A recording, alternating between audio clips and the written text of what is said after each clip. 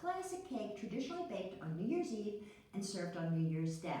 There's a coin baked right inside the cake. It's considered a good luck cake. Whoever gets that coin when the cake is cut on New Year's Day gets good luck for the year. It's a wonderful and fun cake to make, really straightforward, really easy, very similar to Danish. I think you'll enjoy this recipe, so let's get started.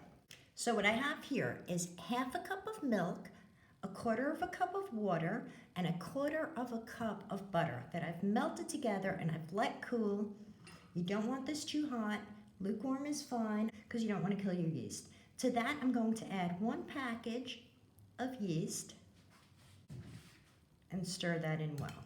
This comes together really quick, aside from rising time. And if your house is warm, it rises fairly quickly. So just stir that together. Bring that together to dissolve our yeast. Once that's done, we want to add 3/4 of a cup of sugar. Stir that in well.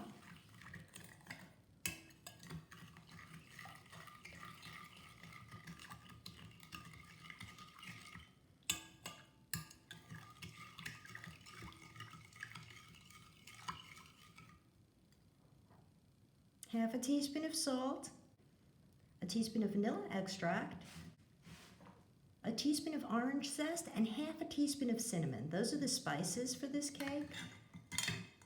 It yields a really nice aroma. You can also use Greek mastica, which is very tasty. I unfortunately couldn't get that. So the classic is nutmeg, cinnamon, and orange zest. I'm just using the vanilla, the orange zest, and the cinnamon because I really like that combination. It really yields a nice flavor to this.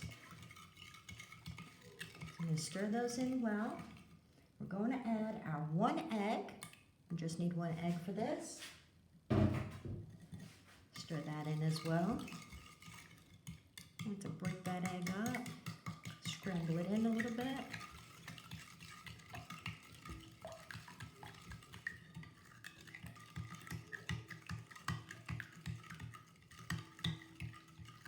I'm already starting to have that classic sudeki smell. It smells so amazing. Sudeki is a traditional sweetbread, Greek classic sweetbread, usually made on Easter. It is eaten, however, throughout the year. At least we ate it throughout the year. So, lovely recipe. As I said, very similar to a Danish. Now we are going to need 4 cups of flour for this. I only have 2 here. We'll stir that in. This is just a regular bread flour, regular white bread flour. And just stir that in. So easy to make.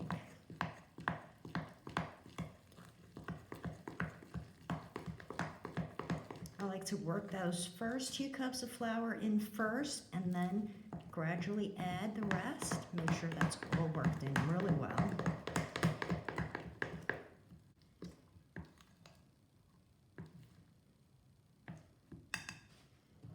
I'm going to add some more of my flour now.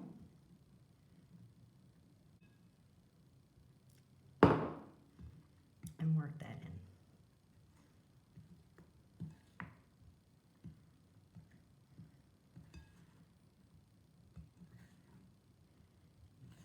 This is a yeast cake, so it's actually very similar to a bread. So you want to fold in and get as much air incorporated as possible throughout the process, throughout the whole process of making this. It's starting to come together now.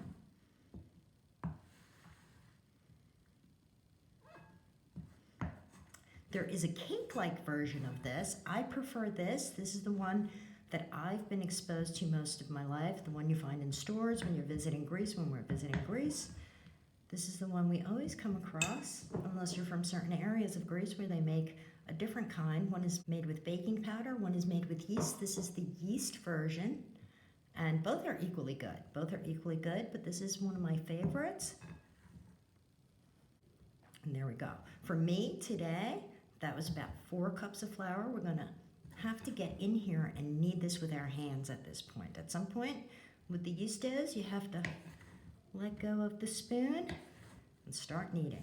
I'm going to light flour my hands and just bring the outer edges in towards the center and knead as if I was kneading a bread dough.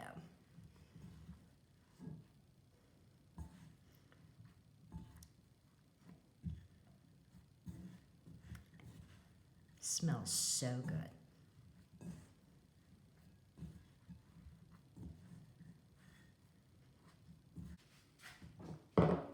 Once our dough is ready, we want to take it. Oh, so good. It smells heavenly. Something about this is absolutely amazing. You can give this a try any time of the year. As I said, it's done traditionally on New Year's in Greece. There are many legends associated with it. One is that St. Basil wanted to allow people their dignity when giving out charity, when passing out charity, so he would bake coins into loaves of bread and pass them out.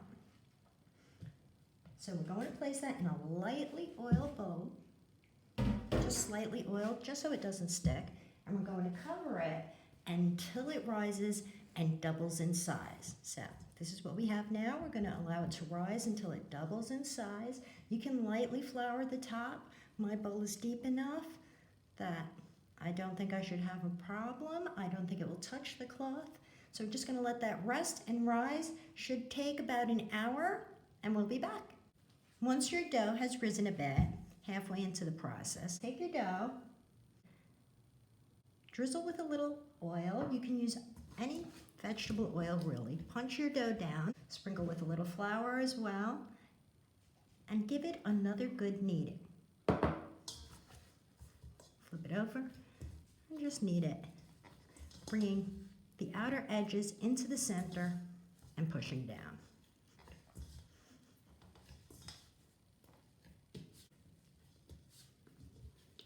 Bring it all into a ball.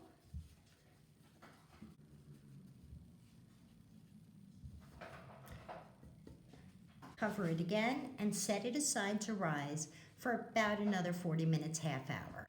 While my cake rises, I have 2/4 here. I'm just using 2/4. You could use any coin really. And I'm going to wrap them up in wax paper. Classically, these are wrapped up in aluminum foil, but I'm averse to wrapping anything up in aluminum and baking it into my cake. So I'm going to use parchment paper and fold it in here. Make sure it's well secured. I have washed these as well. And just wrap it up. There we go. Once our dough has set, we want to take it. And what I'm going to do, normally this would just be baked as one. This would be one big Vasilopita. You would take it as is, bring the edges in under as if you were baking bread, and put it in your pan. I'm going to make 2 smaller ones today though. This dough rises considerably, so I'll be making 2 of these today. I've cut it in half. And what I'm going to do is knead it a little bit.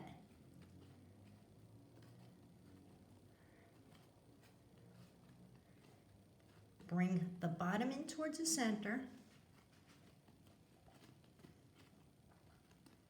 And place it in a lightly greased pan. I'm going to take the other half of my dough, bringing the outer edges in towards the center as if I was making bread. Bring that in towards the center. You want to get as much air as possible in there by folding it in and folding under, and place that in my pan as well. I'm going to lightly oil my hands, press down on it a bit. This will rise some more. Press this one down as well. Again, these do take longer to rise than a classic bread dough would.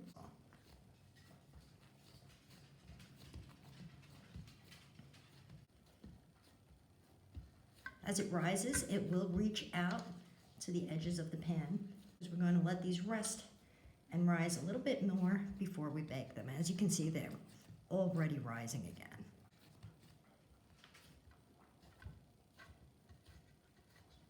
before we set them to rise. Slit in that. I'm going almost to the center of the cake. I don't know if you can see that, but I'm going almost to the center of the cake with that. Open that up.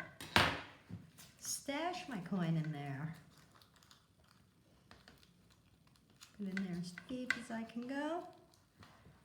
Close that back up by pinching it together.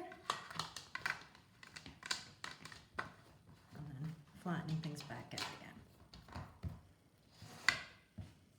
Once our coins are in, we're going to cover them well and let them rise some more. Once our dough has again doubled in size, as we can see this is doubled in size, it's starting to bubble on top and it's meeting the edges of the pan. We want to take it, preheating our oven to 275, anywhere between 275 and 300. You want to be careful because these brown easily on top. If you find they're browning too quickly, you can place some aluminum foil on top. And we just want to brush with a final coat of egg wash. That'll give them a nice shine.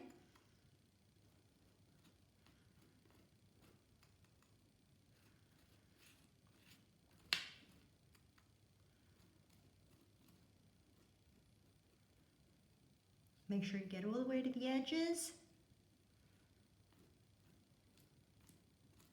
And sprinkle with some sesame seeds. The classic is sesame seeds, very light. Sprinkling of sesame seeds. You can use almonds. I prefer the sesame seeds. They're a nice touch with this.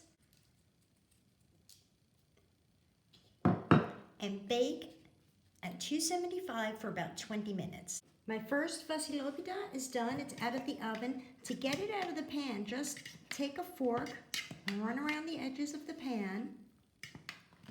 Up there. Until it comes out, and then set it on a wire rack to cool. So my Vasilopita is ready. They look amazing. They smell absolutely fantastic. I love the way this smells. I think this is a treat everyone should try any time of the year, really. It's really enjoyable. It's a really nice treat with coffee or in the morning. It's just a sweetbread. Very nice, very tasty, and a little citrusy. I'm going to cut this, and let's see how it came out. So here's our first slice. It smells amazing. When you first slice it, you'll get that Vasilopita scent. It's just heavenly.